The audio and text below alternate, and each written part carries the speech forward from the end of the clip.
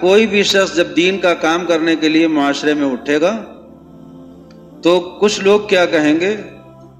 اور کچھ لوگ کیا کہیں گے اور کچھ لوگ کیا کہیں گے، وہ الگ الگ وجہوں سے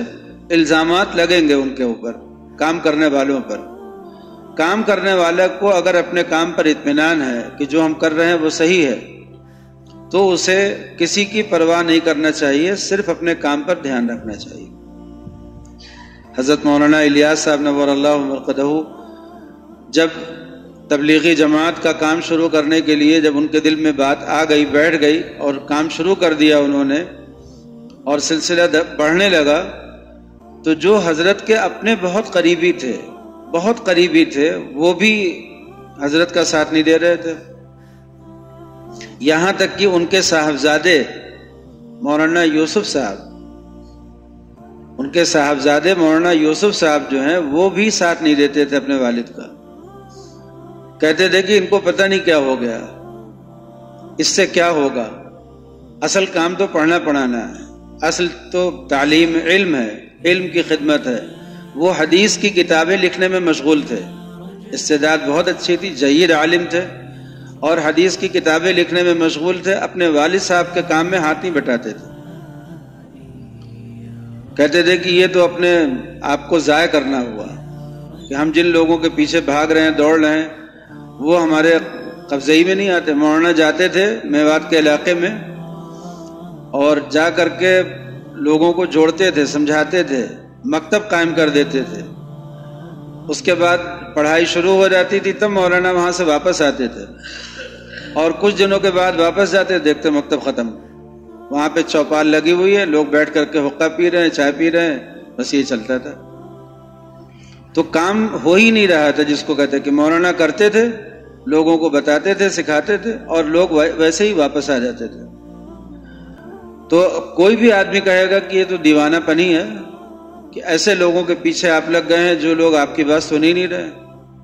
ایسے لوگوں میں آپ محنت کر رہے ہیں جو آپ کو مان ہی نہیں رہے۔ تبلیغی جماعت کے لوگ جہاں جاتے تھے کہیں مار پڑتی تھی، کہیں گالیاں کھاتے تھے، کہیں بھگائے جاتے تھے، کہیں اعلان ٹنگتا تھا کہ کوئی تبلیغ کا آدمی آنا آئے، اور اپنے ہی لوگ ہوتے تھے ایسا کرنے والے، کوئی بغیر تھوڑی ہوتے تھے کہ غیر مسلم ایسا کرے، اپنے ہی لوگ ہوتے تھے۔ ابھی نیپال جانا ہوا میرا، تو معلوم یہ ہوا کہ وہاں پر بہت سے گاؤں ایسے ہیں، دیہات گاؤں ایسے جہاں پر سب غیر مسلم ہیں، ایک دو گھر مسلمان ہوتے ہیں، اور تبلیغی جماعت کے لوگ وہاں پہنچ گئے اس مسلمان سے ملنے کے لیے، تو پورے گاؤں کے لوگ آ گئے ملنے تبلیغی جماعت کے لوگوں سے اور خوب خاطر مدارات کی، غیر مسلم۔ اس کے بعد جب وہ وہاں سے جانے لگے تو سب آئے رخصت کرنے کے لیے باقاعدہ۔ تو یہ اچھا کچھ جماعتیں بھیجی بھی جاتی ہیں اسی طرح سے کہ چاہے ان میں کام کرو یا نہ کرو، بس ملو، جا کر کے اپنے مسلمان بھائی سے مل لو، یہی بہت بڑی بات ہوتی ہے۔ اور وہاں کے جو غیر مسلم، اب انہوں نے دیکھا کہ بھائی یہ مسلمان جو ہیں ان سے ملنے کے لیے کچھ لوگ آئے ہیں، تو چلو ہم لوگ ان کا خیال رکھیں، تو اب خیال ان کا رکھا، پھر ان کو رخصت کیا، پھر بعض جگہوں گاؤں سے تو لوگ روتے ہوئے انہوں نے رخصت کیا۔ تو آج پوری دنیا میں یہ جماعت کام کر رہی ہے اور پوری دنیا کے ہر ملک میں تقریباً کام کر رہی ہے، لیکن اس کام کی بنیاد ڈالنے والے جو شخص تھے، جب انہوں نے اس کی بنیاد ڈالی یہاں پہ ہندوستان میں، تو ان کے ساتھ کیا واقعات پیش آئے، کبھی ان کے حالات بھی دیکھیے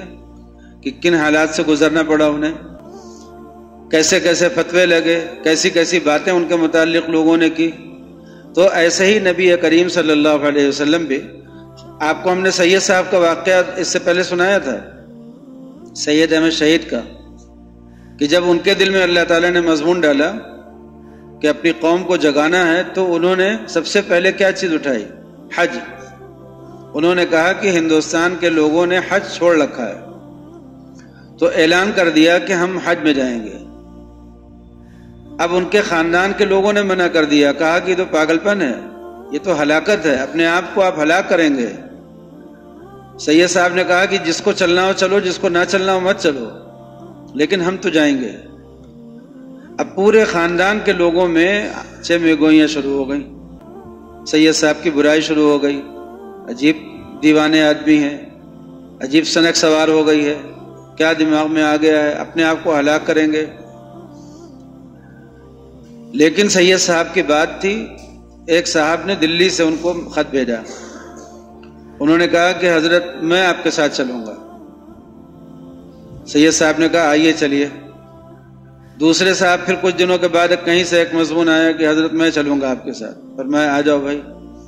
ایسے ہی ہندوستان کے الگ الگ جگہوں سے لوگ آتے گئے، جڑتے گئے۔ پھر سید صاحب جس علاقے سے گزرتے تھے، ان کا قافلہ جس علاقے سے گزرتا تھا اس علاقے کے لوگ شامل ہو جاتے تھے۔ ویزے پاسپورٹ کا تو مسئلہ ہوتا نہیں تھا، بس وہ ہر علاقے کے لوگ ایسے شامل ہوتے چلے گئے، ایک لمبا قافلہ ہو گیا، ان کے ساتھ حج کرنے کے لیے تیار ہو گئے۔ تو سید احمد شہید رحمۃ اللہ علیہ نے اپنے جو جماعت بنائی وہ حج سے، کہ حج کا نظام شروع کیا۔ لوگوں نے کہا کہ حج مردہ ہو چکا تھا ہندوستان میں، ایک فرض ہے